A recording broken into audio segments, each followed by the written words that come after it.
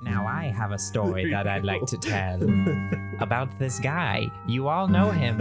He had me scared as hell. He comes to me at night after I crawl into bed. He's burnt up like a weenie and his name is Fred. He wears the same hat and sweater every single day. And even if it's hot outside, he wears it anyway. He's gone when I'm awake, but he shows up when I'm asleep. I can't believe there's a nightmare on my street. This is like the longest cold open in history, and I don't even care.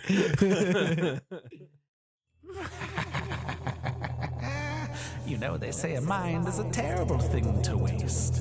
But what would happen if one man filled another's with the scariest films of all time? Who are you talking to? Nothing. Ready to watch some movies? Aw, yeah. Yeah. Hello, and welcome to Matt Makes Zach Watch Horror Movies. I'm Matt, And I'm Zach. and I made him watch a horror movie. Zach, what did I make you watch this week? Nightmare on Elm Street. Yes, the all-time Wes Craven classic, one of my favorite horror movies. What did you know about this movie and the franchise before we watched it? Johnny Depp Yes. gets sucked into his bed and blood goes everywhere. Robert Englund is amazing. That's it. Yeah, all true facts. That's pretty much it. 100% accurate. It's like the same thing with all these slasher movies. It's like I know the cult The icon broad strokes. of like the killer, but like not actually what happens in the movie Right.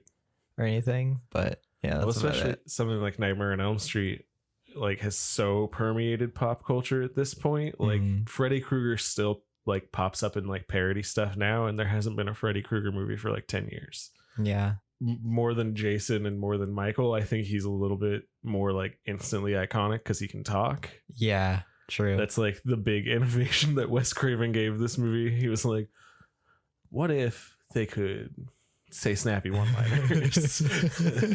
that's the one thing I really enjoyed about this movie. Just like right out of the gates, you don't have to wait like an hour and a half before you actually man. see the killer, and he's just like wagging his tongue at you.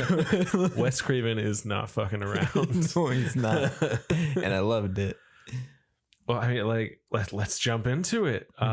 So we open up in a nightmare, where Which- he builds his glove. Which I was not expecting, because Yeah. all of these other movies, like Friday the 13th started out with like a in the past kill. Yeah, or they all kind of have like a cold open to like ease you into it, and this Yeah. movie's like, nah. Right out of the gates, this is how he made his glove. Just Right. out of the spot. And now he's chasing a teenage girl. Yeah.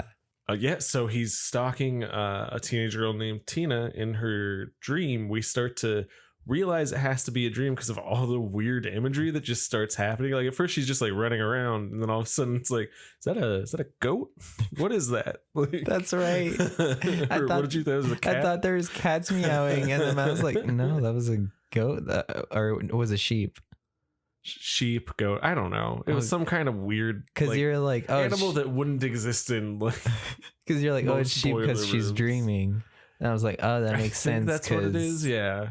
Okay. Well, it's all dream logic. That's one thing I Yeah. really like about this movie is they never abandon the idea of as long as you're asleep, it doesn't have to make sense. Yeah. And that makes it scarier. Yeah. Because you don't know what's going on and anything could happen. Yeah. You were as like disoriented as you learn the language of this movie as the characters are. Yeah. Yeah. You're kind of, instead of just like, oh, let's spend the whole movie learning this character's background story. It's Right. how everything works on top of that. It's kind of in some ways the crystallization of what at this point had been going on in slasher movies for only like 5 years, because this movie comes out in 84 and Halloween is the first real slasher in 78. So you've got all these people copying Halloween, and then Wes Craven comes along with this movie and says, what if we reinvented the whole concept? Yeah, because what I was missing the most from Friday the 13th, like the second Nightmare on Elm Street starts, it's that like synth music. Oh, it's the best. Every single movement has a synth noise to it, and it's super 80s, and I was all for it. I loved it so much. I do wish there was a little bit more to the score.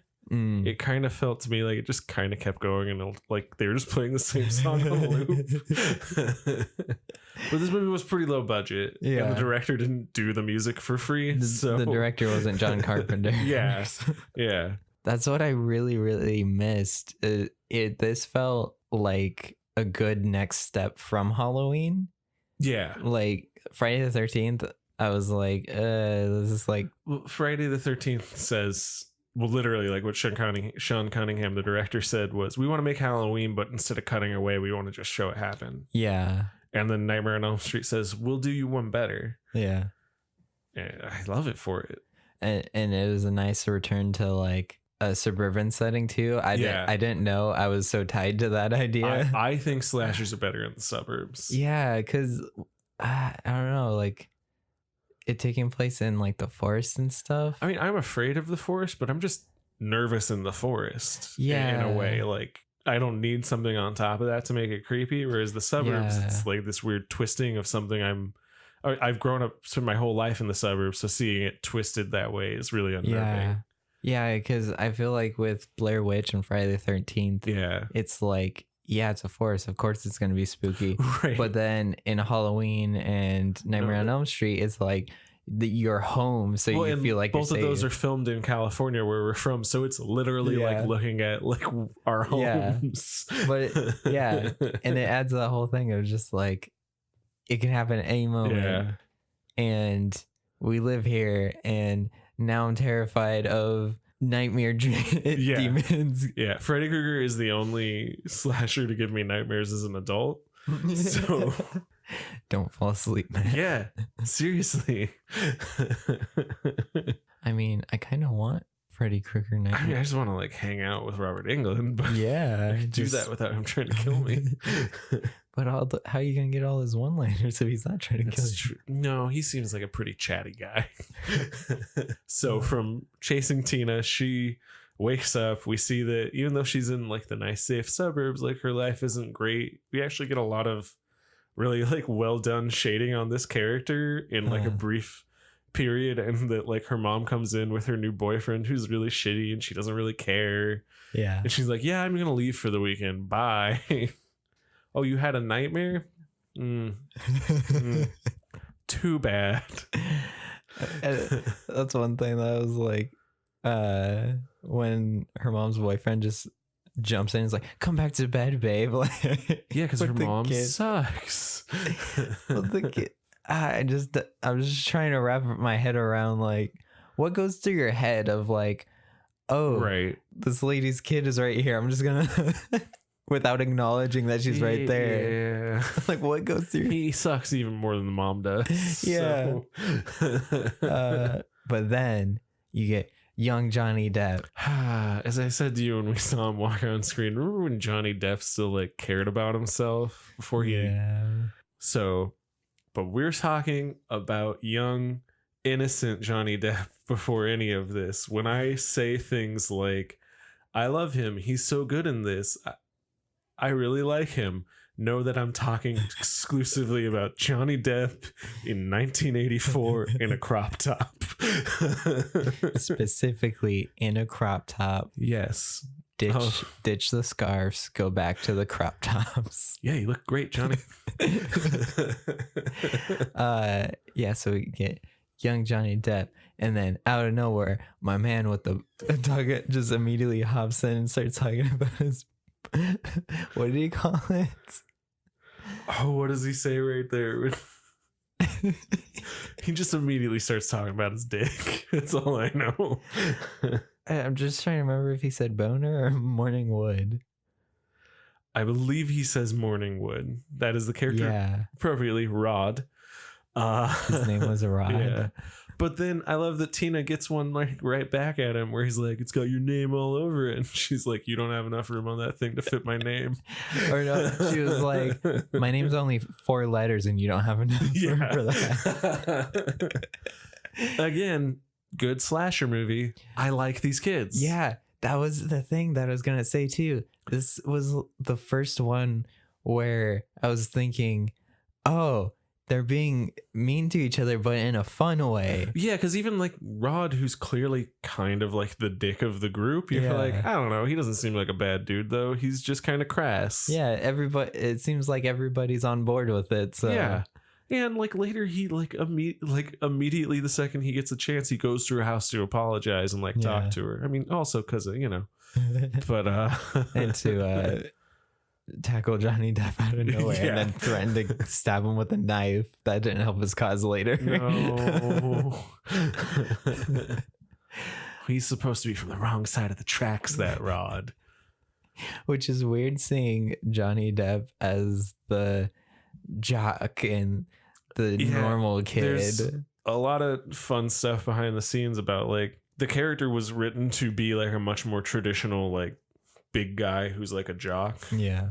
Like even if you think about the way he's written, like all the dumb stuff he does, it makes more sense if he looks like the bully from the Karate Kid. Like that's the archetype we associate that with. Johnny Depp wasn't even supposed to audition. He went with his friend Jackie Earle Haley, who had an audition, who would later play Freddy Krueger in the remake. Which is The just most fun. recent one? Yeah. Oh, I didn't know. Yeah, his they were name. like friends in the 80s. Him Okay. and Jackie Earle Haley. That's fun. So he wasn't even going to audition, but between him and his other new friend, this guy, Nick Cage, who said, "You're really good looking. You should be in movies." He was like, "You know what? Put my name down too. I'll try out." And Wes Craven was like, "I really like him, but he just can't play a jock." And his daughter came and visited him, his like teenage daughter, and was like, "I don't know who that is. I don't know what parts there are, but he needs to be something in your movie because I can't stop looking at him." And Wes Craven was like, "Oh, well, I guess he's our male lead." Like, so that's how Johnny Depp broke into movies. By being irresistible. Yeah. Again, 80s Johnny Depp. 1984's John Depp. Jonathan Depp. Yes. Crop Top Johnny. Yes. So Crop Top Johnny. So Croppy is, Toppy Johnny. Does he hang out with Bobby Shorts? Bobby Shorts and Croppy Toppy Johnny. Yes. Yeah. So- Which movie was? Oh, that was Friday the 13th. Okay. Yeah. The last one we watched. I was just. That's all I remember from that movie now. Yeah. That's all you need is Bobby Shorts. Bobby Shorts. The character who's in all of 5 minutes of that movie. It was a memorable 5 minutes. It was. It's true. Where were we in the movie? So from there, we meet Croppy Toppy Johnny. Croppy Toppy Johnny. His girlfriend, the main character of the movie, we meet Nancy, played by Nancy. Heather Langenkamp, who I think is really good in this movie. Yeah. Yeah, she's probably my favorite final girl in like all of slasherdom. So Even over Laurie? I like the performance of Laurie and everything, but I think I like Nancy better. If we were taking them solely as their characters, not necessarily their actresses, I'd prefer Nancy. I think for me, even character-wise, I still prefer Laurie.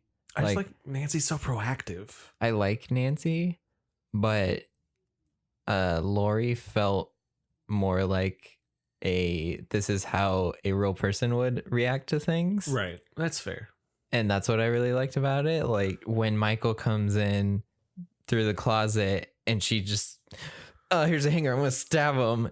It felt like a reaction rather than, I know how to get Freddy Krueger out of the dream world. Right. I mean, it's a little bit silly, but in a movie about dream demons, I'm a little on board with it. Yeah, I'm completely on board with it. I just think that's why I like Laurie more as a character, but I still like. I mean, they're probably like my two favorites. So yeah, definitely. Good choice. Good choices all around. There's no losers here. So from there, we wind up at a party at Tina's, where they're all talking about how they've all been dreaming about some dude with knife hands, but that's impossible. So they all just ignore it. And Tina's the only one that seems to care. Yeah. And then, like we said, Rod shows up. He goes and apologizes, and they go up to Tina's room since no one's home. Well, Nancy makes Croppy Toppy Johnny Try saying that 5 times fast. Croppy Toppy Johnny, We have another new vocal warm-up. Along with red Leatherface, yellow Leatherface, we can go Croppy Toppy Johnny, Croppy Toppy Johnny. Yes. Yes. I'm so happy about this. I'm on board. So Croppy Toppy Johnny. She makes him sleep on the couch. Mm-hmm. But he's a nice guy, so he's just okay with it, even though they can hear the most aggressive thing I've ever heard happening in the next room over. Yeah, I thought Rod. Halloween Bob. Oh, Bob. And the other girl. PJ Souls. I can't remember her character's name. I thought they were bad, but yeah. Wait until we get some of those Friday the 13th sequels if you want like explicit, dude. I don't want explicit unless if it's Freddy Krueger or Croppy Toppy Johnny. Fair. So from there we get maybe like the most iconic sequence in the movie in a lot of ways, from when he introduces himself by saying, "No, this is God," and holding up the knives, which is just, it's his first spoken line of dialogue, and it's like perfect. But like, it's easy to giggle at that whole sequence, but I think skipping ahead a little bit, we find out he was like a child murderer. It kind of reframes his weirdly like almost comical behavior to me to make it creepier, because like that's stuff you would do if you were like messing with a kid. Oh God. Yeah, so that's what he's doing to him. He's in his mind, he's messing with kids, but he's also a murderer. Dang so like it, when he Matt. does the weird grandpa run at her, but then reframe it as, but it's a dude who murders children. I forgot about the grandpa run. Yeah. That's my favorite Yeah, part. it's pretty great. I love that so much. Or is it terrifying? Both. Yeah. But then he finally gets a hold of her, and it's such a good scene where he drags her through the room. Yeah. But you don't see him. Yeah, they did that by busting out one of the oldest tricks in the book. Wes Craven, huge film fan, huge film nerd. He was thinking about how they used to shoot Fred Astaire dance sequences. Famously, Fred Astaire would do things where it would look like he was dancing up walls and across ceilings. And they would accomplish that by bolting the camera down to somewhere like off, like on the floor, essentially. And then they would literally just rotate the room so the camera wouldn't fall. So that's what they did to her. So like when she flies up to the ceiling, it's because they just turned the room out from under her. Yeah, that's what I was figuring. Yeah. It like Inception. Yeah, the hallway fight. It's that. Except they had to bolt down her boyfriend next to the camera. He was literally strapped in, and they apparently put like just a ton of hairspray in his hair so it wouldn't look slicked down, but it wouldn't move. I mean, then again, it's the 80s, so he probably already did. Well, I mean, yeah. Look at Rod's gorgeous locks. Those are crimped and manicured. That's what I was wondering that I couldn't really figure out was why his movements look weird. Because he's literally in a chair strapped to the chair next to the camera. Yeah. Because like when he like kind of reaches hand out, but not really. Because he's trying to keep it from falling up. Yeah. I was like, that's trying weird. to pass out from being upside down. But yeah, that was a really cool. That's one thing that I really liked about this movie. All the kills are really, really like cool and imaginative. Yeah. Like the sequels all have kind of continued that and up the ante. Even if they're worse movies, the effects get really amazing. So like even the most forgettable one still has, one where someone dies by fusing to a motorcycle and crashing into a car. And it's awesome and weird, but I also couldn't tell you which of the 5 sequels that's from. So she did, and Rod gets blamed for it. Yeah. And he escapes. And we get to meet Nancy's dad. Super badass cop dad, John Saxon. John Saxon. He's awesome. He pretty much plays the same character in a bunch of different movies where he's just like, I'm a cop. I'm a cop. I'm a pretty good person, and I'm very strict.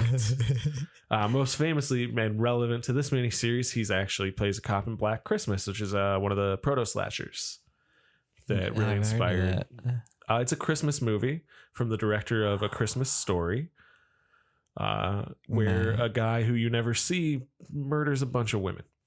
Yeah, it takes a dark turn. That took a turn, because at first I was like, Matt, we're in the November podcast. December's coming up next. More John Saxon. I mean, we can. But then look at those eyebrows. Don't you want more of them? Yeah, I do. I thought Loomis was the best. John Saxon. I love John Saxon. He's great. And then in one of the funeral scenes, the priest looks like his son or something. I didn't think that. I thought they just looked like two white dudes.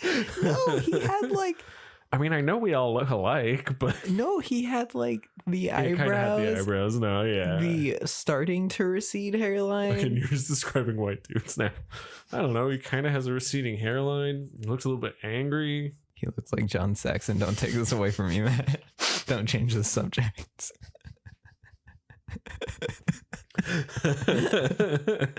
I thought I was clever. No, he does kind of look like John Saxon. I'll give it to you. You already have all the facts and knowledge on the movies. Let me find connections. What if I just busted out? Well, that's John Saxon's second cousin. And I was low-key hoping you would. I don't know who that priest is. I'm so sorry. But from there, we just kind of spend like a long time dealing with the fallout of a bunch of teenagers who have watched their friend die. Oh, which we don't normally in slashers tend to take place over. I mean, Friday the 13th and Halloween one night. Black Christmas takes place over one night. Psycho takes place over 2 days. You know, this is like, it feels like anywhere from like a week to like a month. Yeah. Because all of the other ones, it seems like the other like teenagers are trying to figure out what's going on, not like mourning their friend.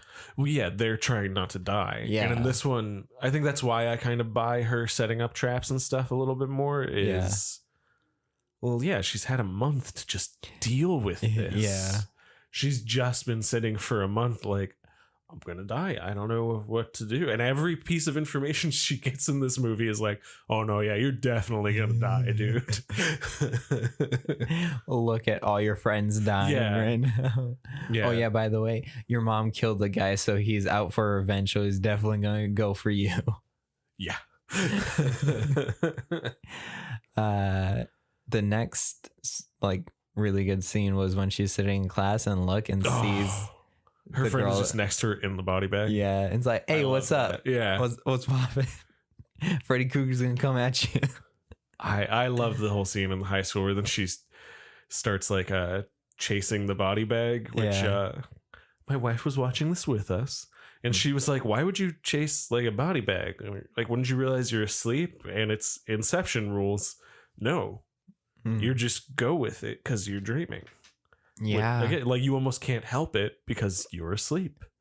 Yeah. You don't really have that rational thought of, oh, that's a body bag. Why would I follow that? You're just like, oh, that's my friend. Where's she been? Like, yeah.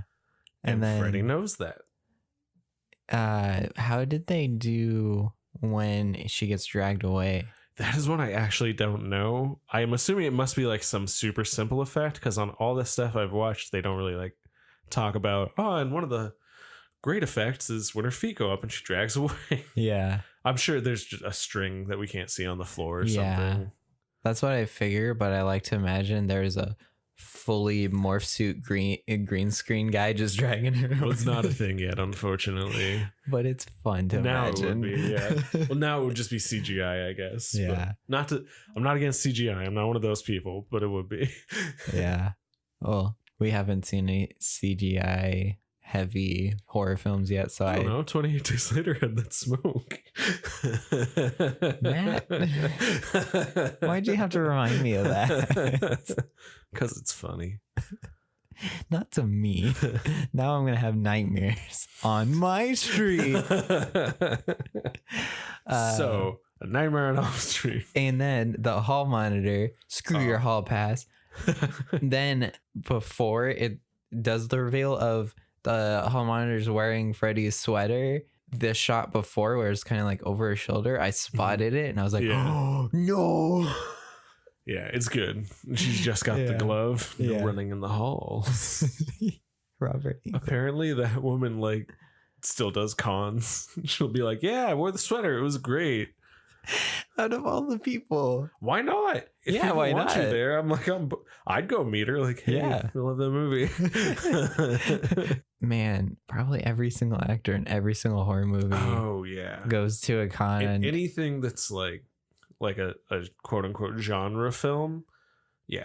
Yeah. And they can make money at it, even if it's just like, oh, I go to the one that's like in my home state. That's the only one I go to. Yeah. But people are excited to see me, so why not? And that con's totally gonna be like lady from Friday or Nightmare on Elm Street that wore the sweater. Yeah, that's what I kind of like about like the whole horror world. It's all such these a tight-knit community. Yeah, and after watching all these movies, and like I'll remember that scene. And if we were to go to a con and we see her booth or something, we'll both turn to each other and be like, oh, that sweater lady. Yeah. Like, we hype for it. Yeah. Yeah. That's what And then we'll give her $5 and take a picture. I don't know. Yeah. Like, so I haven't been to a horror con yet, but I'm very excited. I've been to one, but they didn't have like a ton of famous people. So I want to go to one of the big ones. I just want to go to small ones and big ones. I Yeah. feel like they'd both be fun. Yes. Yeah. I'm on board. So from there, she wakes up in class and she's screaming Mm-hmm. and she has a cut on her arm. So she's starting to slowly. She went to the boiler room. Oh, she has a burn on her arm. That's right. 'Cause she was in Freddy's boiler room. Freddie was chasing her. Yeah. And I was thinking, oh, boiler room, that's iconic. Why is it iconic? What's the significance of the boiler room? It's tough. I'm trying to think of a lot of the sequels blur together for me. And then on top of that, like the remake tries to add more explanation to some stuff in ways that I don't like the remake, but some parts of it I'm kind of like, oh, that actually makes sense of some things. I think like at least in the remake, maybe some of the sequels, they start saying he was like a janitor at the school and that's how he knew all the kids. Okay. But I'm trying to remember if someone is like really mad because they're like, everything from the remake is dumb, so that's dumb too. That kind of makes sense. But, yeah.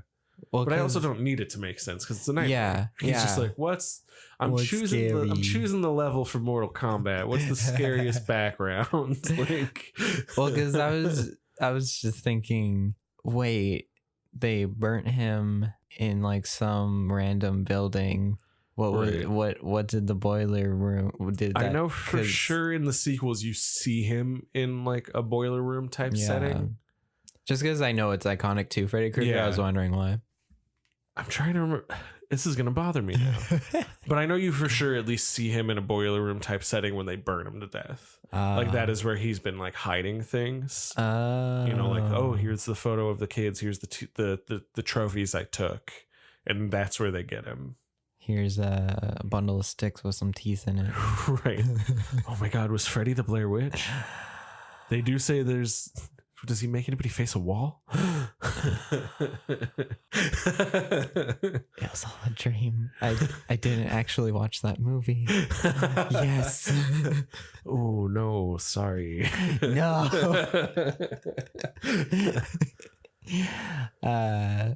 Boiler room. Yeah, so she's freaked out now, and we're learning again. The great thing about this movie, I love in movies when movies teach you how to watch them.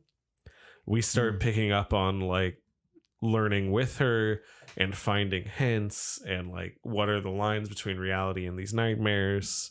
How do you break out of these nightmares? You can wake yourself up. That's what I really liked about this, because usually horror movies, someone has something next to them that can help them, and you're screaming, do it, grab the thing, and then they don't, and then they die. But in this, when she ran next to the steam pipe, I was thinking, put your arm on it, wake yourself up. Yeah. And she did. Yeah. And it was so She's a satisfying. great final girl. Yeah. It was great. But yeah, that's what I liked about it, because in my head of horror movies, that's like the stereotypical thing. Yeah, you're yelling at the screen, don't open that door. Yeah. Nancy wouldn't. Yeah. She hears you and is like, oh, never mind. Just walk away. Yeah. So now she's starting to believe because she interacted with the nightmare. Yeah. So she goes and finds Rod in prison, who has now been picked up by the cops, by Nancy's dad. She was used as bait. Oh, yeah. That's so fucked up. Yeah. That like makes me mad for her every time I see it. When the dad's like, well, I just had, stalked you so I could try to shoot your friend. Yeah. What? Why are you mad? What? What do you mean? Why am I mad? Yeah. I know he's not a killer, but you think he is. You let him get the surprise on her. It's messed up. Yeah. So she goes and visits Rod in prison and kind of starts hinting like, maybe I believe you. So she goes home and she decides she's going to try to lucid dream. She tells Johnny Depp, who has snuck into her house, Croppy Toppy Johnny. Croppy Toppy Johnny, sorry. Hey, keep an eye on me and just wake me up. I'm going to try something. So she tries lucid dreaming. She goes to check on Rod, where she sees Freddy Krueger's already there and nothing can stop him. He walks through the bars like they're nothing, because to him they are. Which is cool seeing 80s movies, stuff like that, not looking as cheesy as Smoke in 28 Days Later. Right. If you can make Freddy Krueger walk through a wall in the 80s, you can make Smoke look natural in the 2000s. That's fair. You're not wrong.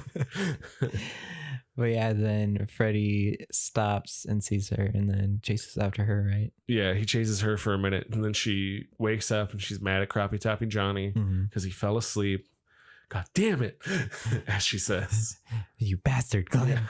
Yeah. Glenn.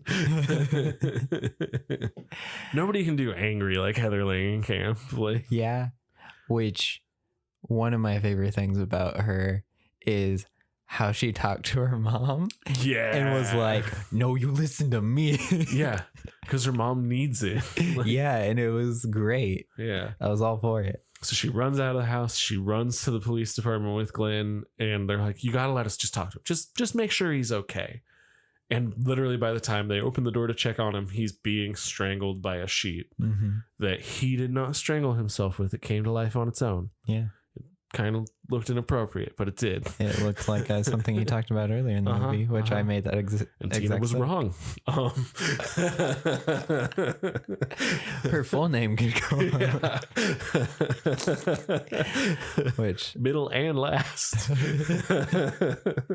I kind of don't know how I feel about seeing the sheet move on its own.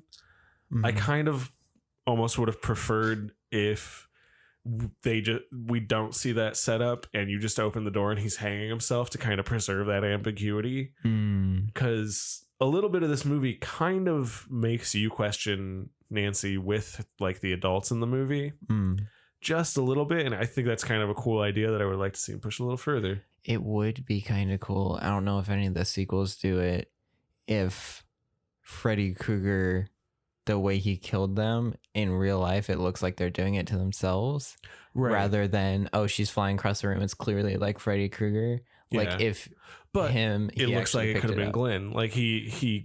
She's the only one that he at that point kills with knives. I mean, for the audience, for us, we're seeing Freddy Krueger grab it, but then it cuts to reality and he's doing it to himself, right, or something like that. Yeah. That would be cool. I don't know if any of the sequels do stuff like that. Or the remake. The only good scene in the remake, front to start to finish scene, it almost plays out like a short film. It's just a kid in a diner who's telling his friend, no, I saw him. This guy's been after me. I don't know what I'm going to do. I haven't slept in a week, blah, blah, blah, blah, blah. And the friend is like, okay, yeah, just give me a second, and looks away, and the friend falls asleep.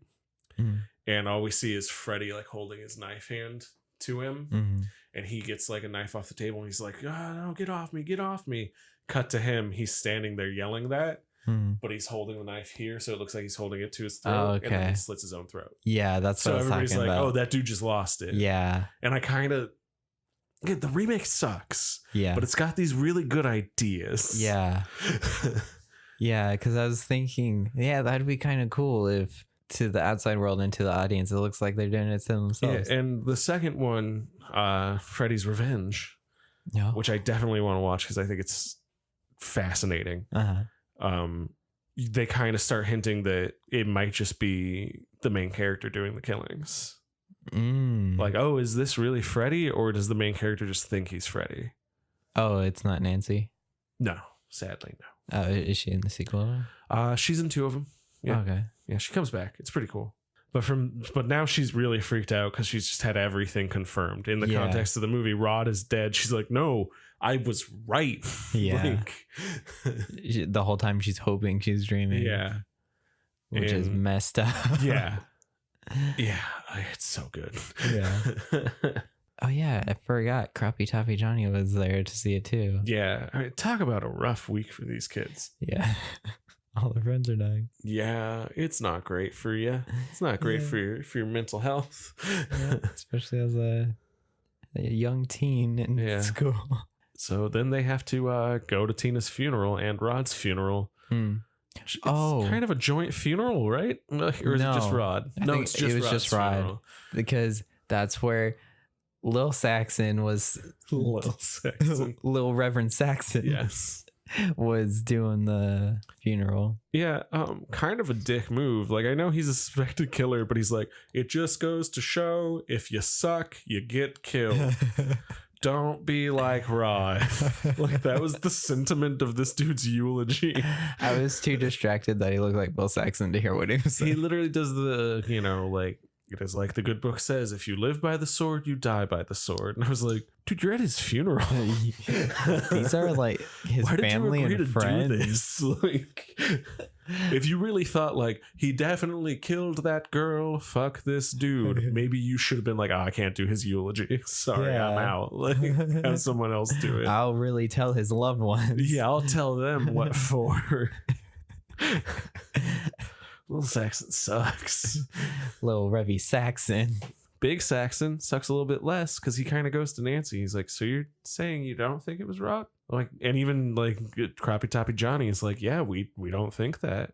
But then because divorced parents suck, her mom throws a fit that she's like even talking to her dad and he would even try to like make decisions for her. And she's like, no, like, you don't want to be here to help unless it can help you. So I'm taking her to get real help, which is kind of a nice moment, actually, of like, no, our kid needs help. I'm not going to stand here and entertain what is from the outside clearly like mental illness. We're going to get her help. Yeah. Cut to the hospital. And which I liked that they take her to a sleep disorder like place clinic, rather than just, an insane asylum place. A worse movie would just be like, she's crazy. Yeah. And this movie doesn't do that. They're like, no, like she just needs help. Yeah, she's going to the doctor to figure out what's going on and get help. So I told you I had a fun fact about that doctor. Oh, yes. Dr. King. Played by Charles Fleischer. Or as you would know him, Roger Rabbit. Charles Fleischer is like a very famous character actor, but mostly known for his voice acting and mostly known for playing Roger Rabbit. What? Yeah. It's one of my favorite fun facts about this movie. I need a moment to process this. How are you going to just drop that on me? Yeah, he was just like an actor and stand-up comic at the time, and he went on to be Roger Rabbit a few years later. Now I'm just imagining that scene with his voice as Roger Rabbit. No, she's just sick. I wonder what weird method thing he did for this, like Who Framed Roger Rabbit. Have you ever seen the behind the scenes? No. So he's like a weirdo like character actor who likes to like really get into roles. So for Roger Rabbit, he was like, well, I want to be on set to do the voice. Like, I know I can't be in the shot, obviously, because it's got to be blank for you to animate into later. But I want to do the voice from just off camera so he has something to react to, which is actually awesome. Yeah. But he's very dedicated. So he had costuming him make him a Roger Rabbit costume. Not like a fake rabbit head, but he has like a white hat with ears, and he wore the overalls and the gloves. That's amazing. So he could be in character. I love this man. So I wonder if like by the end of this movie, he was like, I am a sleep doctor. This is amazing. Yeah. I love Does he go to HorrorCon? I hope so. I'm sorry, Charles Fleischer, not Robert Fleischer. And they're testing her dreams. They're just like, it's like normal. Like the doctor even just says like, ma'am, I appreciate that you're like worried about your daughter, but as a giant cartoon bunny, I'm an expert, and I have to tell you, she just had the worst week of all time. So, like, I gotta tell you, your daughter, she's not doing good. these dreams are out of control. Exactly. So, on the board, George Lucas, Roger Rabbit. Did someone say George? Georgie wants to play too. Wes Craven stole my idea. Originally, Anakin has nightmares and then kills children. Man, he stole my idea. I was gonna call the Jedi Dream Warriors. It was on my unicorn sparkly notebook that I had in school. Oh no, Wes Craven stole my Trapper Keeper again. Damn it, I can't use synths in my Star Wars movie. Where are you slowly becoming Southern? Yes. Oh darn it. Luke Skywalker, he's doomed. Darth Vader was your daddy all along. Well, man, spoilers. It's a horror movie podcast. I don't care. Speaking of, at one point we were talking about a horror movie, weren't we? Well, you had to bring out the Roger Rabbit that derailed this whole thing. That's too good of a fact not to. Come on. Of course, but you should have saved it to the very end. That way, yeah. Cliffhanger. No, you're right. You're right. I'm sorry. Then I would have gone insane afterwards. But then, after Roger Rabbit explains to the mom, like, she's sleeping, she's fine, like, don't worry about it, Nancy starts freaking the fuck out. She's just going wild. And she wakes up and she's got a big cut on her arm and she has a hat. And the mom immediately recognizes the hat. Because of course she does. Yes. But she doesn't say it. No, she's just like, how did you even sneak that in here? Give me that. Like, that's her whole attitude about it. It's like, don't talk about it. Don't look at it. Shut the fuck up. Which she's in a hospital gown. Where would she pull that from? You can't see what I'm just giving Zach like a look. It's a hat. You can fold it up and like magic trick. How like you have it on the back you got of your a hand. false thumb. Like,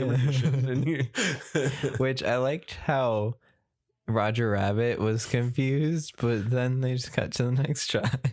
Yeah. He doesn't question it. How she brought this hat in. Well, I assume the mom's just like, we're leaving, bye, thanks. Checks in the mail, because she knows what the hat is. I gotta put more spray tan on. Yeah, she's so orange in this movie. Along with my hair spray tan. I think that's just her hair color. Yeah, but it looks like they're the skin color. She walked into a spray tan booth and just everything. How dare you talk about Ronnie Blakely that way, sir? She is an Academy Award nominated actress. Are you ready for some shade? You don't like her in this movie? You wouldn't be able to tell from watching this movie. I think she has one good scene in this movie. I will say. She was a cartoon character. In her defense, the role is written as a cartoon character in this movie. Yeah. It's like Miss Mama Voorhees. Yeah. She's not as good, but yeah. Yeah, but like did she get Oscars before or after Nightmare? Before. Oh, before, yeah. So she was probably like, I have Oscars. She I'm didn't just win, doing this. So. Oh. But she's also in like a Robert Altman movie. She's in Nashville, and he has a much more like naturalistic style of directing his actors and things. So I can see where maybe that's a little more conducive than hit your marks. We got a wrap for the day, man. We got effects to get to. I don't know. I'm drunk. Sorry. I'm so sorry, but we got... There's a rotating room that's taking a month of our schedule. Johnny Depp, Croppy Toppy Johnny has to get sucked into a bed. We gotta figure that out. Yeah. All right. So from there, stuff keeps happening. It's real weird. We get some nice moments between Croppy Toppy Johnny and Nancy where he's like, hey, like you're going through something, but I really care about you. And just remember that nightmares only hurt you if you let them, basically, is the sentiment of what he tells her. And it's actually like really sweet where they're just on the bridge eating some food. Or he was eating some food. She was reading a book on booby traps. Right.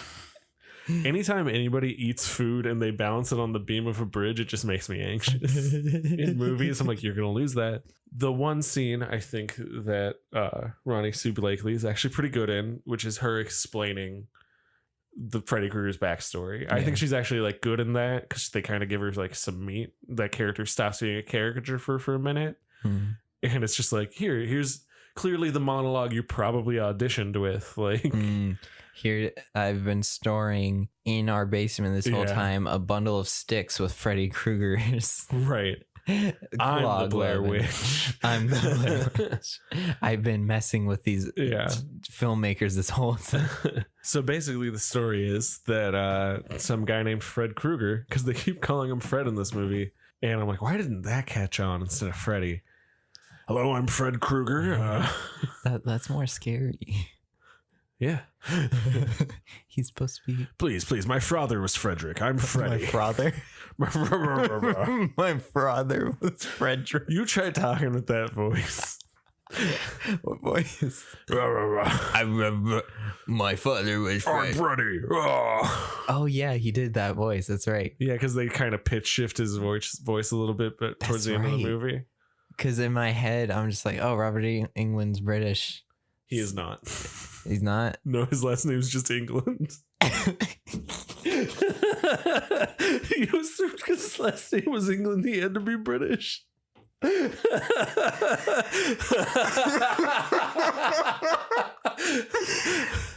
I swear that's not it. I swear that's not it. It's only because I've seen footage of him, the 2000s or late 90s, and he looks like Bono. Yeah, that's fair. So in my head, I'm like, oh, he must be British. Bono's not British. I know, but that Irish. That I do know. I'm saying the aesthetic. Okay, it's very like the sunglasses. I'm a British pop, like rock star. Yeah. No, I know what you mean. It's the 80s. They all had those sunglasses.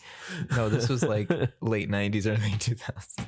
Yeah, I don't think Robert Englund left the 80s. I love him for it, but I'm so upset. So they murdered famed British character actor Robert Englund, and throughout this entire movie too, I was like, I wonder. Great American accent. I was literally thinking that the entire movie. Wow, he can keep a solid accent. I wonder if they're going to make a joke about him being British at some point. Okay, moving on. You're learning a lot today. I'm proud of you. Yeah, it's an eventful day. The random sleep doctors, Roger Rabbit and Robert Englund, is not from England. Yep. So they kill Robert Englund, and they cover up the evidence because essentially he was killing all these kids. And someone forgot to like read him his Miranda rights or whatever, and he got off. Or they misplaced evidence. I forget what she says exactly, but the cops screw up something. The judges and the cops were getting fat paycheck from the publicity or something. Yeah, so they weren't being careful. Yeah. So they weren't being careful. He got off. All the parents murdered him because they didn't want him to come back to their town. They burned him alive. Yeah. Jason's water. Freddy, fire. There's got to be something we can do with that. I wonder. That's literally a line from Freddy versus Jason. Does that mean Leatherface's Earth? Are they the Planeteers? Who's wind? Who's heart? Well, Michael Myers is wind. Because wasn't it windy in Halloween? Oh, a little bit. Yeah, it's fall. So. With their powers combined, who do they form? John Carpenter? Is John Carpenter the Avatar? John Carpenter's Captain Planet. He's Captain Planet. He's Aang. We went to very different cartoons. You can tell our age difference. Oh my god. I didn't even think about it from that aspect. Oh my god. Now Nancy's like really freaked out. Her mom has like also barred all the windows because she doesn't understand why all this Freddy Krueger stuff is coming up, like how she got the hat. She's clearly afraid. Like, I don't know if she thinks Fred Krueger is back, but she clearly thinks someone is coming after them because of him. I mean, that's a huge theme of this movie is the sins of the father will be visited on the child. You know, the idea that like you inherit the sins of your parents. And then also like all the parents in this movie turn a blind eye to it and just let it happen to their kids again. Because it is easier than dealing with it. Like they took the easy way out when dealing with Freddy, and now he's back to get their kids and they can't do anything, and they don't do anything. All parents completely oblivious. In this movie, yeah. And I think it gets to that danger of the suburbs thing. Well, I mean, like also in Halloween when she's crying for help. And well, I mean, it gets to the danger of the suburbs thing. I think in Halloween, there's even like a shot when she's crying like that of someone in their window just closes their window. Yeah. Because it's easier to just not deal with it. Yeah. Man. Yeah. John Carpenter and Wes Craven both were really good at commentary in their movies on the world we live in ways that I think are still incredibly relevant today. Timeless. Yeah. That's why. Because they're good. Podcasts didn't exist back then. And we're doing a podcast about all these movies. I mean, look how well it must have held up. We're still talking about it now. Yeah. We're not the only ones. I've never seen them, but it's caused us to make a whole podcast around me seeing them. And it's because it's me. It's mostly going to be Wes Craven and John Carpenter movies, which I am completely okay with. So now we come to the other most iconic scene in this movie. Nancy calls Croppy Toppy Johnny and says like, "Hey, I'm going to go see if I can find this guy in my sleep. I know you don't completely believe me, but just call me on the phone so I wake up in an hour." He doesn't wake. He falls asleep because, God damn it, Clint. Because he's listening to music and watching sports on his TV at the same time. He's watching Miss Nude America. Oh, I thought that was just a joke. Which is a great line. Yeah. Well, how you gonna hear what she's saying? Come on, Mom. I don't care what she's saying. Don't be smart. And it's only just, in 1984. I love Johnny Depp. And it's just, for me, I never witnessed the teen icon Johnny Depp. It's just always been weird Johnny Depp. So hearing Johnny Depp, he pushed against it so immediately. He only has this in 21 Jump Street where he's like a teen idol. And so it's funny hearing him be like, "Oh, I don't care what she's saying, Mom." Parents just don't understand. Oh man. So he fell asleep. Yep, he falls asleep. Nancy can't find Freddy. It's because Freddy's busy. And you just see him get pulled into his bed. And then which movie, pretty low budget, clever reuse of a set. They just redecorated Tina's bedroom and turned it upside down and dumped all the blood through it. And then rotated the room. That's why it kind of like spins all around the walls and gets everywhere, which looks amazing. Yeah. Fun fact, again, they almost killed someone. So nobody on these movies thought about the room rotating. Mm-hmm. So actually what happened, it's not supposed to do the cool thing where it moves from the ceiling to the walls. Mm-hmm. They dumped in all the blood and that shifted. They thought they had everything locked down enough. It wasn't. So all the blood hitting the ceiling shifted the weight because it went a little bit to one side and immediately flipped over the room that everyone was standing on. Ooh. So people had to like jump out of it and just try not to get electrocuted, because that's why like it's a great shot when the blood like shifts over and starts hitting the light. Yeah. Yeah. You shouldn't pour red water on lights. Yeah. And it like almost like burned, like set. They were amazed they didn't set the set on fire. Jeez. Yeah. But it looks amazing. So, and nobody wound up getting hurt. So that's good.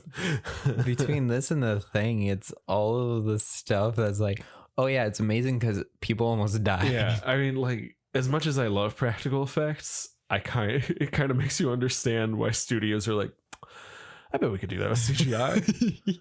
We don't need a lawsuit on our hands. We don't need to kill somebody. Remember that time your cameraman almost died, Wes? Do it with CGI.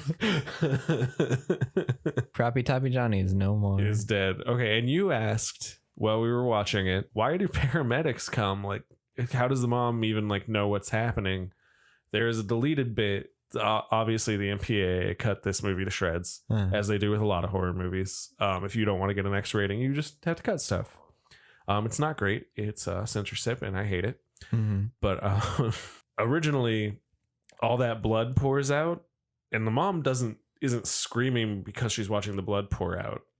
That was just an editing solution. She's screaming because when she walks in the room, the blood has stopped, and then a skinless Croppy Toppy Johnny pops up out of the hole and just falls onto the bed.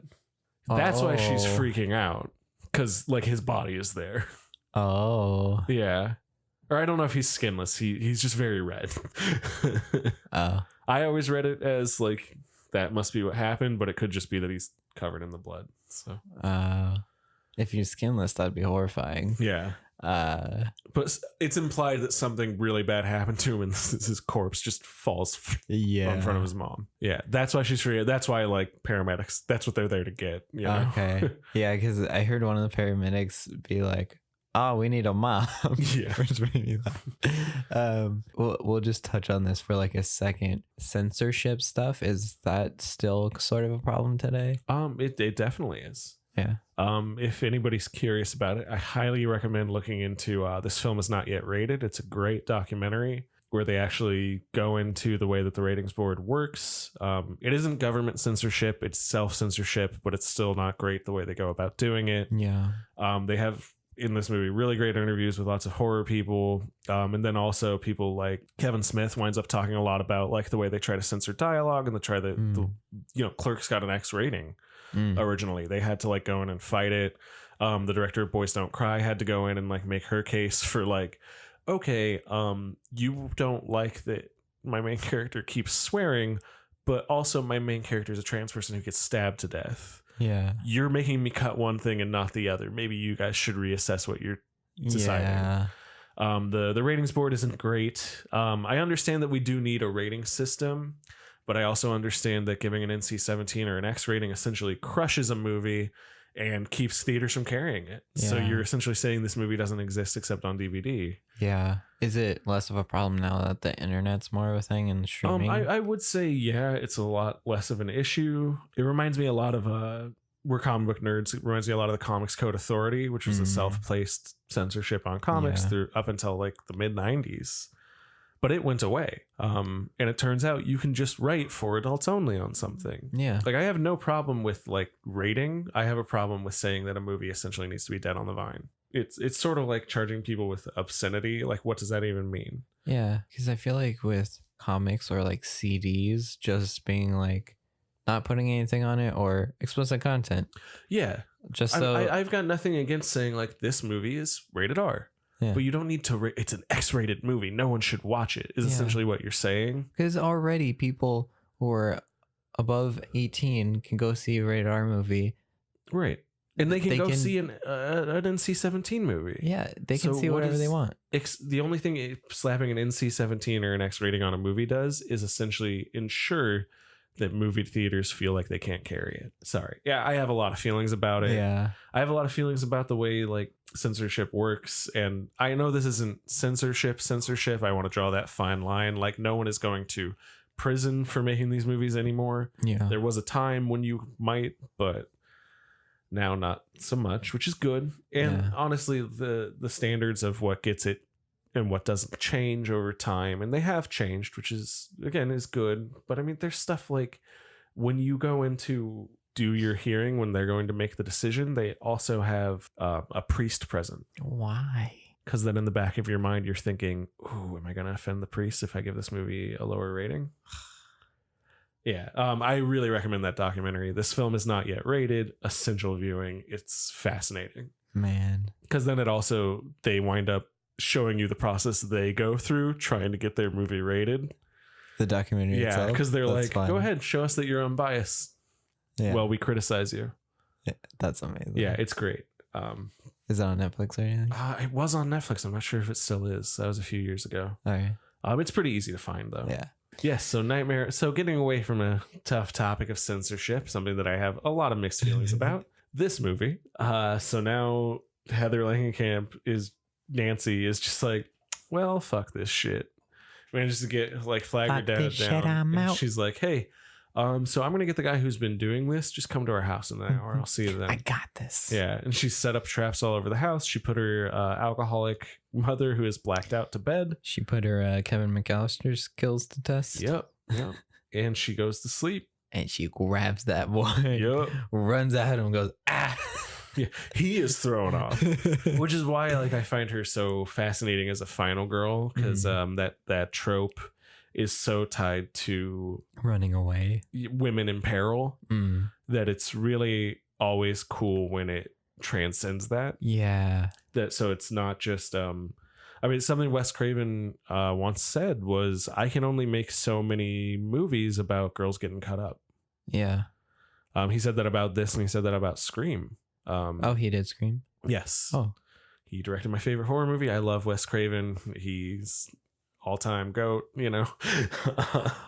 John Carpenter, though. I mean, like on my Mount Rushmore, they're both up there, but I don't know how to pick between the two. Okay, it makes more sense now that you're saying Nancy over Laurie too. Yeah. Okay, man. Okay. I haven't seen enough.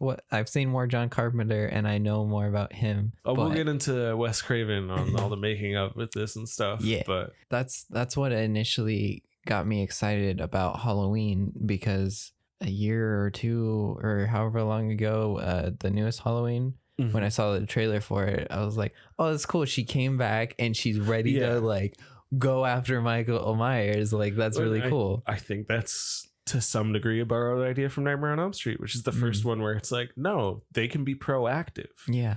You can be in peril and save yourself. You know, like that is something that people have talked about with Laurie Strode from Halloween a lot, is ultimately, though, she is reduced to cowering and needing to be saved by a man, which is why it's so amazing that then Halloween 2018 is like, yeah, and she never wanted to be again. Yeah, I really, really like that idea of the first movie, they're in peril, but then they get used to it and they deal with it. That's why I don't think everything needs to be a franchise, but if you've got a cool way to take it, I'm all for it. You know, if you can make something a franchise in an interesting way, I'm on board. Yeah, not just making every single movie after that, oh, it's a new group of people getting scared. Right. Oh, it's Laurie Strode. She's older, but she's back in action. She's a Terminator now. Love it. Which I haven't seen the movie, but just from the trailers, I'm like, I really want to watch it. But yeah, so she grabs Freddy Krueger, pulls him into the real world. Or did she? But beside the point. But then, like, I love that it doesn't contradict itself, because I said, but does she? Because, you know, then at the end we find out she might still be dreaming. The whole fight with him has real world physics, but still operates on dream logic. Like what? Well, like, you know, when someone gets thrown, they get thrown. Freddy gets hurt. Like, he has more weight here. He's clearly not Robert Englund on strings. I mean, what in that sequence was dream logic? I would say the way, like, he falls behind things and pops up and he seems to almost teleport. She manages to pull off her whole plan with no hitches. It's perfectly timed, and she could flag down her dad. Like, that's all kind of too perfect. It reminds me of like the ski scene in Inception, where it's like, oh yeah, you know they're dreaming because you couldn't do that. Yeah. It feels real, but it clearly isn't. Oh, I didn't think about it like that. And then all the stuff with, you know, she gets Freddy set on fire. She gets her dad over. He comes in. He leaves and flaming footsteps. Dream logic. She has to. This movie is also kind of operates on fairy tale logic at the same time. Yeah. In that he's the troll under the bridge, you know? Yeah, I think that's why I didn't take it that way, just because we're also in 2019 and I'm looking back at it like, 80s were goofy. Yeah, I mean, there is a little bit of that. Because I was taking it as, oh, the 80s are goofy, not, oh, they're in a dream, right? Sort of thing. That's fair. Yeah. The 80s were goofy. Then he goes for her mom. Like she follows the flaming footprints, like they're breadcrumbs and fairy tale. He's the witch, and he's gonna shove her in the oven. Yeah. And he does that to her mom, and the dad comes in and doesn't see who it is, just throws a blanket over her, and he pulls it up. There's just a corpse there that slowly descends into a blue light. Everybody was confused at that Dream point. logic. But at the same time, you're also just like, I mean, Freddy's magic. Like, he can do whatever he wants. I think from a story perspective, I'm like, oh yeah, Freddy can do whatever he wants. But from a filmmaking perspective, I was like, what? what made them decide like, oh yeah, the corpse floats into the bed? But dream logic, because the dad doesn't react to it. He's just like, yes, that has happened. That is what happens when you burn to death by a ghost, man. You float into the bed. He like goes and gets the other cop, and he's like, keep an eye on things for me here. Thanks. Yeah. And you're just thinking, yeah, goofy 80s or goofy horror movie. Yeah. Until the end, you know? Yeah. But I think the coolest thing about this is the way that Nancy, quote unquote, defeats Freddy. Yeah. Is such a twist on like, I have to solve this with violence. I have to fight you, which she's been doing. I don't believe in the tooth fairy anymore. Yeah, I like that. Yeah. I think that's a cool idea of like, wait a minute, this is my dream, you know? Bitch. Yeah. All of her lines could just end with bitch. And I'd be fine with it. I was thinking Rick and Morty, Scary Terry. I'm gonna get you a bitch. Aw, bitch. Aw, bitch. So she doesn't believe in fairies anymore, and he vanishes. He fades away. And then it cuts directly to, because she says like, I want it all back. This is my dream. You can't take anything from me here, and I'm taking it all back. And he fades away, and it seems to be the next morning, and the mom is just like, hey, yeah, you know, I think I hit rock bottom last night. I gotta stop drinking. Which this wasn't, oh, it's goofy 80s. This was very clearly, oh, this is weird. Something's wrong here. Yeah. This is totally a dream. Because she's like all smiley about it. She's not hungover. Yeah. They're both wearing like, we're in the 50s, like clothes. It's sweet and innocent and starts getting foggy. Yeah. And her friends all pull up in Croppy Toppy Johnny's car. Which has a droppy toppy. Yes. The top is down. She gets in the car, and immediately the hood closes, and they're like, what is going on with your car, man? He's like, I don't know. It locks itself, and they pull away, and it's Freddy's sweater. Yep. And then the mom is just treating it like it's normal, which is super creepy, and she just gets pulled through the window with the fakest dummy of all time. Turns into a mannequin. Yeah, I hate that mannequin. I love the idea of that kill, but I hate that mannequin. And then it just ends, and our boy John Saxon is the first name on the credits. At the time, he was probably the most famous. All right, the most interesting thing about this ending was not supposed to happen. The original script and what Wes Craven shot, it literally just ended with her beating Freddy. And it probably would have ended with her like walking out the door, and that would have been the end of the movie. Like none of like the interaction with her mom, just she has won. The producer, Robert Shea, always hated it. He always pushed back against it. He always said, you got to change it. So finally, he just convinced Craven that they should change it. Craven came up with the car thing because he thought it was a little bit more ambiguous. Robert Shea said, well, what if we kill the mom? So they shot both, thinking, we'll put them in. We'll see which one tests better with audiences. And they just wound up leaving both of them in. Which I actually like the ending of this movie. So I think it's a case of, yeah, he actually kind of helped improve this movie. I think for me, now that I'm thinking about it, the only thing I don't like about it is it seemed like it came out of nowhere, and it's such different filmmaking wise, like the fogginess and the perfect light. Yeah. I think if that was established in a different dream already, that's fair. And you like had a slow realization of, it's that they're calling back to that other thing. I think that would have, so it makes sense that it was added on last. I think I like it conceptually, I guess, more than the actual execution. Yeah. Like it is clearly a reshoot. That ending is like divisive, right? Like people are torn. Yeah, because a lot of people say like it should have just ended the way that Wes Craven wrote it. Yeah. should have ended with Nancy won, end of movie. But that doesn't leave you open for a franchise, which Robert Shea desperately needed. So anyways, now to behind the scenes, my favorite part. Did I ever tell you about how we made Chewbacca? It was Peter Mayhew. Good guy. Good guy. Very tall. can really roar. But this movie. Wes Craven was becoming something of a presence in the horror community. I mentioned on our Friday the 13th episode, he was good friends with that movie's director and producer, Sean Cunningham. What has he done before? So before this, that's why I bring up Sean Cunningham. His debut movie had been Last House on the Left, which is an incredibly violent revenge film. Oh, yeah. That just is well made and arguably a good movie with, again, something to say behind all the violence. Yeah. But it is so bleak and so violent that I almost don't like it. I think Wes Craven always has something really interesting to say with violence and the nature of like our relationship to it with film. Yeah. He's a super fascinating dude, Craven. He grew up a super strict Baptist in his family. Like he talks about like, I wasn't allowed to watch movies. I mean, we can relate. Yeah, exactly. I was gonna say, maybe that's why like I relate to the way he puts these things on film. But he's like, I wasn't really allowed to watch movies. I just buckled down and did school. And he was actually a college professor. Huh.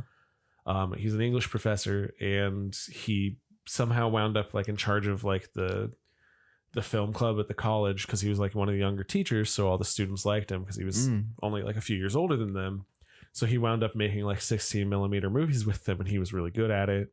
So he quit his teaching job and signed up with Sean S. Cunningham, made Last House on the Left. But as I said, he was always like, look, like there's a lot of violence against women in these movies, in my movies. Yeah. I helped, for better or worse, help set that template. So he starts leaning away from that. Like he always said, like, I want to make things that aren't just horror, but he mostly made horror. Yeah. So he follows that up. Probably his next most famous film is The Hills Have Eyes, the original one from the 70s, which again it's a little bit more able to have fun. Like you can kind of enjoy it as like this schlocky mutants live in the mountains and eat people movie, but it is still really bleak. Famous in some circles, but to the mainstream, he's now Wes Craven, master of horror. And he's done 2 movies that wound up really influencing the people who came immediately after him, like Carpenter. Like there's a podcast, Last Podcast on the Left, so I keep wanting to say that because I like that podcast. But Last House on the Left, winds up like really influencing like all these directors in the way they think about violence. And kind of is one of like the 3 or 4 movies that helps birth the slasher movement. I'd say like, that, Black Christmas, Psycho, and Texas Chainsaw all lead to these guys being like, oh, we can be that violent now. We can use that to say something. Yeah. Fortunately, none of them are as good at directing as Wes Craven, so a lot of it's trash, including the one his friend made. So he says, I want to turn the slasher genre on its head. I helped cause this. I want to fix it. And he writes the script for Nightmare on Elm Street based on a couple of different things. When he was a kid, he said, one night I was looking out my window and this creepy dude walked by, and I kind of like giggled to myself, and he must have heard me or something. And he was wearing a sweater and a fedora. And the dude just stopped, looked angry, and just looked up at my room, made eye contact with me, and then just stood there. Like he was like, clearly the dude was just messing with me because he heard me laugh, but it like, I didn't sleep for like nights, like, because I was so scared of that guy. Like, what if he comes back? So that influenced like, oh, give him a hat. You can't see. You don't know. Like, that's more terrifying than Freddy Krueger.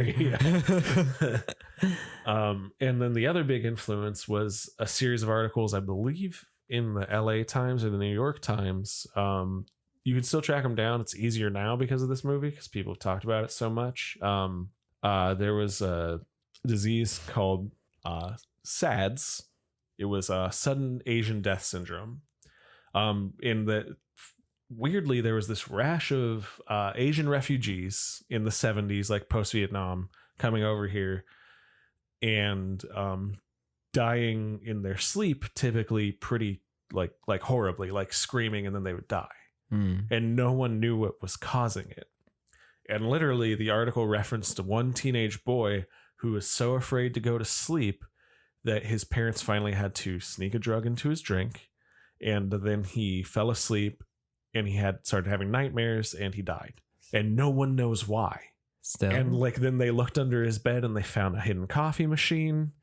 They found like caffeine pills. It's everything that Nancy does in the movie. Oh my God. And apparently that just deeply affected Wes Craven. He was like, and we can't do anything about it because you can't be like, well, it's clearly the dream demon. Yeah. Like that's not a real thing. Yeah. So it just really upset him. And he was like, well, that's clearly something for a movie. So he put it in the script and he said like, so what would the cause of this be? And having grown up religious, he knew about things like, you know, the sins of the father visited on the son. And he really like kind of clung to that idea of like, why are people who are innocent punished? And he wrote this amazing script and he started shopping it all around town, and no one wanted to make it because they were like, no, you're the Hills Have Eyes, dude. This looks like it might be about something. Why would we want to do that? Man, I think this is my John Carpenter moment of, Yeah. man, Wes Craven's really cool. Yeah, no, Wes Craven is awesome. So finally he goes to New Line Cinema, who like now, like, I mean, you probably recognize the name. I mean, Yeah. Now they're probably most well known for their next reinvention, which was they produced Lord of the Rings movies. Oh. They recently got bought out. Recently, probably like last 10 years or so, got bought out by Warner Brothers. So now Warner Brothers owns Freddy Krueger and all their other properties, and are doing nothing with them. I'm so mad. Scare you. And he goes to New Line Cinema, and the head, really the only person working there, is Robert Shea, who has managed to build this company by showing movies like Reefer Madness, which he had somehow gotten like a hold of the original prints of, as midnight movies. So he would literally just drive to theaters in town, and he would be like, who's showing Rocky Horror Picture Show and who's showing Night of the Living Dead? Cool, I'll go to those theaters that do these weird midnight movies, cult classics, and I'll show my movies that I bought the rights to. Do you know what Reefer Madness is? No. It's awesome. It's this old PSA from the 50s that's like, are your children on reefer? It'll make them criminals. It's great. There's a musical now. It's fantastic. So he was literally like making money off of that and was starting to produce really small movies. I think he might have done one or two by then, but like not even like gotten released in theaters really. And Wes Craven brings him the script and he's like, I can get you the money, but it's going to be hard. It's not going to be a lot, and I can't guarantee it's going to go anywhere, but let's do it. Yeah. Yeah, and they wind up making A Nightmare on Elm Street. Amazing. It's another one of those stories where like the budget of this movie was $1.8 million, and in its initial box office run, it made $25.5. It like Friday the 13th and Halloween before it, it's this huge hit that reinvents the genre. It's so important that it becomes New Line for a long time was referred to as the house that Freddy built. And they become like this powerhouse of largely independent films, which is like awesome. That's so cool. And every couple of years they would pump out a Freddy movie because those made money. Yeah. And you make one Freddy movie that clearly, even though some of them are really interesting, are mostly cash grabs. Yeah. So that then you can make 6 indie movies the next year, which is a great business plan, and it's kind of awesome. At least it's for a cause. Yeah. Unfortunately, for a while, he and Wes Craven had a big falling out. He winds up with the rights to Nightmare on Elm Street. That's part of the deal. Like, if I secure you all this money, I own it. Wes Craven doesn't get to come back for the sequel. Oh, he didn't? Wes Craven doesn't come back for any of the sequels until New Nightmare. Which number is that? That's 7. And it's after the main series wraps, he gets to come back. Damn. Mostly he had a problem because he was like, look at all this money you're making. You owe me residuals. Yeah. And Robert Shea's like, I don't think we do. That wasn't really in your contract. And kind of screws him over, but also like Wes Craven knew what he signed. He didn't ask for it in his contract because he didn't think it would make any money. Damn. That's a little bit on him. Yeah. But eventually they want to have a relationship with him again because he's such a good director. So they do pay him back and they let him make New Nightmare. And it's kind of this like awesome little homecoming for him. Yeah. And I love that movie, even though it isn't most people's favorite. So that's like a Texas Chainsaw where they didn't really make money off. I mean, that always happens. Look at what happened with the Night of the Living Dead. They literally made no money off that movie. Damn. It's nuts. Damn. But I think this movie's awesome. Yep. I love Wes Craven. I love that he has the nerve to be so full of like self-examination. Even that early on, you can tell he's like looking at like, what have I said with these movies? How do I make it more clear what I think? When you look at like Nancy, compared to the people in the women in some of his earlier movies who are there exclusively to be victims. Yeah. He says, I don't want to be that anymore. And he creates this awesome, badass final girl. That's so cool. And he also creates Freddy Krueger, who's the best slasher. Yeah. Played by famous British actor Robert Englund. Yeah. Let's just bask in the glory of Robert Englund for a minute. Yes, please. What a true champ. He's just on TV at this point. He's done some theater. He's trying to make a name for himself. He gets this, and he's never anything but Freddy Krueger after this point to most people. He's done plenty, but he's mostly just Freddy Krueger. And unlike a lot of these dudes who like resent it, he loves it. That's awesome. He loves being Freddy Krueger. He doesn't have a bad word to say about anybody. He's just the best. That's so cool. I love Robert Englund. Yeah. He's so cool. He said he might have one more in him. Because he's almost 70 now, I believe. Yeah. So he has said, like, I just don't really have the energy for it anymore. You know, Freddy's all about these big movements and whipping around right in the camera. And that's really hard. And I'm like, we could put you on a platform that spins or something. We could whip you into the camera ourselves. Make one more Freddy movie with him. Yeah. Or like let him be like the teacher in a Freddy movie or something. Just make sure he's there. Yeah. Or like, I don't know if they're going to follow up the remake with a sequel or something. But if they end up doing it, have a joke where like he turns the camera and it's like Robert Englund and not the new guy anymore. Yeah. For just like one scene. Yeah. There's ways you could do it. It'd be great. So what are your feelings about the movie now that you have some info on it? I feel like this episode, especially, everything you told me, I have to take a second and I'm like, wow. Because I think what it is I thought I knew like, oh, Freddy Krueger and stuff. And like after watching the movie, I was like, oh yeah, it's cool. But everything you just told me, I'm like, Wes Craven's great. Roger Rabbit was in. Yeah. Robert Englund isn't British and he's amazing. Man. Oh, I should say, just because I like to cite sources as much as I can. Yeah. If you're looking for information about this movie, much like our Friday the 13th episode, which had the Camp Crystal Lake documentary. Oh, so it's got a documentary about it that's also like a couple hours long. Cool. Where they do a whole retrospective of the series. It's called Never Sleep Again, The Elm Street Legacy. The only bummer about that one is, for whatever reason, I think because it just come out too recently, they don't talk about the remake at all. Which is kind of a fascinating disaster of a movie that I would love to see behind the scenes of, like, now that it's been like 9 years. It's been 9 years since the remake? Yeah. I think that movie came out in 2009, 2010. In my head, that happened not that long ago. Right? When was the last Friday the 13th? Around the same time. What? In Nightmare on Elm Street, 2010. And I believe the Friday the 13th remake was 2009. Okay, but what about the Halloween? Well, the most recent Halloween movie came out last year, 2018. Okay. For those who don't know when we're recording this. Or listening to this 5 years from now for whatever reason. Hopefully. Fingers crossed. Hopefully we're still making episodes. Yep. For all you lovely people. But in closing, Wes Craven was awesome. It broke my heart when we lost him a few years ago. We lost him? We did. His last movie, though, he got to go out on a high note. Scream 4 is better than it has any right to be. I love Wes Craven. I love what he always had to say as a director, and the world was better for having him in it.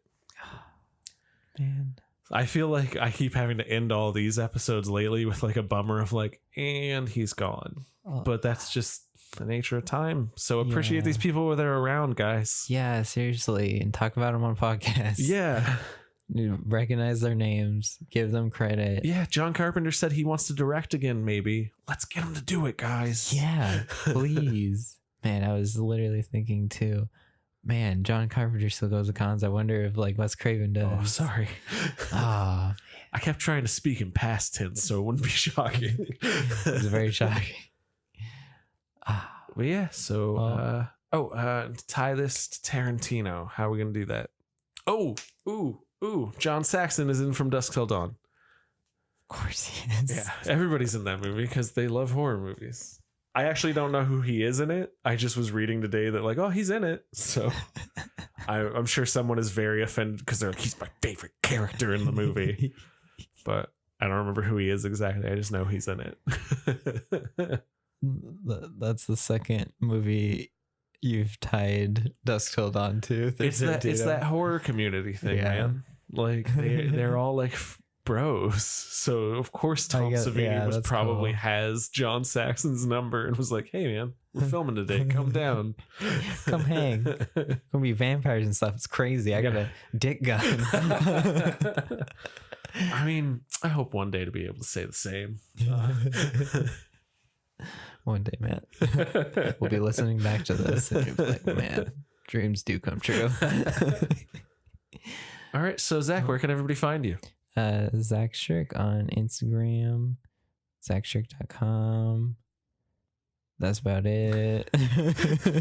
And you can find me on just about everything as I draw paintings. And you can find me on Facebook as well on my artist page, Matt Merys. Be sure to And follow the podcast everywhere. yeah, we're well into the future, but right now we just got on Google Play and It's Stitcher. The first episode just came out, so that's very It's exciting. launch week. Yeah, it's launch week. So a little time travel for you. What are we watching next week, Matt? Next week, slasher theme continues. We're watching another Wes Craven classic, my all-time favorite horror movie. We're watching Scream. Yeah. We have finally watched enough slasher movies that you can watch this movie without it ruining them. Which I feel now the way I felt during the first episode watching the thing. Wow, John Carpenter is great. I can't wait to watch Halloween. Wow, Wes Craven's great. I can't wait to watch glad we could do that Scream for now. you, man. Yeah, it's so great. And on that note, remember everybody, dreams are incredible body hogeth pogeth. Thanks for listening. Bye.